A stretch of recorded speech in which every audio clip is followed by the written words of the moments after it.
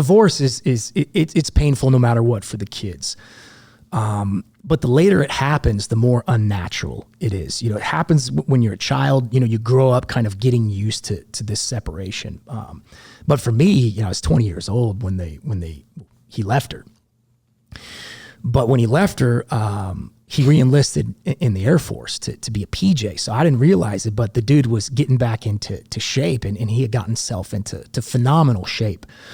And it had been 19, 20 years since he had served. So the pipeline had changed up a little bit. Back in the day, their scope of medicine was significantly less than it was now. So his pipeline was he had to go back through the pararescue apprentice course, and he had to do EMT paramedics. So he had about a year of pipeline to get through. And I'll never forget, man, like one day I'm at the schoolhouse, and my roommate ended up graduating. So we get our own room, and then we have a shared bathroom in the center. And then you got another guy on the other side in these dorms. And my roommate had graduated and got his beret. He's out. And my dad's like, hey man, I'm shipping out to Kirtland. And the dude ended up being my roommate. No way. So here I am sharing a bathroom with my dad. You know, he's 41. I just turned 21 at the time. And dude, we're roommates in this journey together. All right. So my first fucking question that immediately pops into my mind, did you ever take a shot at the title? Like, did you guys ever fucking go hands on? I mean, could you take him at that time? Like, what do you think? I think I could definitely take my dad at that time. At that time? At that time, yeah. But now even more so? I mean, man, he's getting a little older now. Yeah. So he knows I could take him now, yeah. He's in his early 50s? He's in mid-50s now, yeah. But no, man, you know, I have too much love and respect for my dad to start throwing hands on him. But I mean, to me, like if I had a son and I was in that position, like the second I walk in that room, I'm grabbing a hold of him. No fucking two ways about it. Like I don't know, you know, but that's awesome, man. So was it weird? I mean, like, it was super weird, man. You know, because there was damage done to our relationship as a father and a son because of the divorce and just the craziness that life had brought us. But at the same time, we had that glue holding us together that was pararescue. Did you talk to him about the divorce in that capacity as a roommate? Like, or was it almost the elephant in the room that you guys avoided? It was the elephant in the room, man. And we probably should have talked about it. And for our listeners out there, it doesn't do any good to bury something and try to avoid bringing it up to a person whenever you have conflict. You bury it. You think that time is going to fix it. It's not. It'll just lead to resentment. It'll lead to resentment and a big explosion. So be willing to go through that kind of discomfort to address something to someone when you love them and you care about. Do it right now. You don't want that explosion to happen later. So it was definitely the elephant in the room, and we didn't really talk about it very much. You know, we focused on pararescue at that point. Did he ever do like a pull rank on you're cleaning the shitter today or any of that kind of stuff? Like, did he mess with you at least? No, man. No, he didn't do that. But yeah, they put him in as an E5. So so he was a staff sergeant when he got back in. Wow. Yeah. And what were you an E4? I was an E3. Oh, okay, yeah. So yeah, it's still.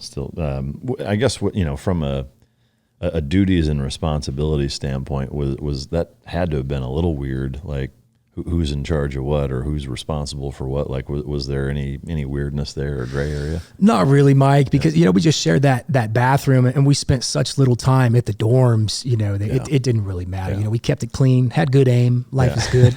That's awesome. Was the rest of the guys there? I mean, I'm assuming they all knew that he was your dad, right? Yeah. Did that cause any problems, or were there any things out of the ordinary because of that situation that you guys got either not ostracized for, but like any exceptions made or any extra pain in the ass or anything like that? No, we actually got a lot of support from our teammates, you know, our classmates, guys for classes behind us, guys in classes in front of us, the instructors. They thought it was a very special thing. And so a lot of guys would, you know, they'd ask my dad how I was when they saw him, or ask me how he was whenever they saw me. They love seeing us together. You know, how are the Sweets doing today? You know, it was pretty awesome, man. That's wild. Yeah. So how long were you in that capacity for? That was 6 months. Okay. Yeah. Where did you go after that? I got stationed in Tucson, Arizona, over at the 306, and at that point, it was all about getting spun up for Afghanistan. Yeah. I mean, that's what all of us joined to do. Did your dad go there also? So unfortunately, the Air Force had to rewrite a bunch of AFIs because. Which is what AFI? So in the Air Force, like you have these rules, these regulations, and because brothers had served together before, there was an AFI, there's an Air Force regulation that stated that the brothers can't fly in military aircraft together, brothers can't deploy together, et cetera. Yeah. It's like the Saving Private Ryan thing, which actually stems from the 5 Sullivan brothers, which are from my hometown in Waterloo, Iowa. There were 5 brothers that all died on the same battleship in World War II. And the convention center in my hometown is named after them. But yeah, ever since then, they started that type of thing. Can you imagine? No, I couldn't imagine being a parent. 5 brothers, all in the same boat. Yeah. Anyway, didn't mean to interrupt, just wanted to throw that in there. But so he didn't go there. So you're in 306 in Tucson. How long were you there before you ended up deploying? It was about 6 months, 7 months spin up. And my dad and I got to do some training together. And Chief Sanchez found a way to kind of work the system a little bit. And one of those ways was Eloy, Arizona, home of Skydive Arizona. It's one of the biggest skydive operations in the world. They have a bunch of civilian aircraft there, Twin Otters that take you up to altitude. And we had kind of a little contract with them where we could send PJs up there to rack up their jumps and get some hop and pops or whatever it may be, get some canopy time. And so Chief Sanchez actually got my dad and I like 4 lift tickets. And he goes up to us one day and Chief's like, "Hey guys, I'm retiring.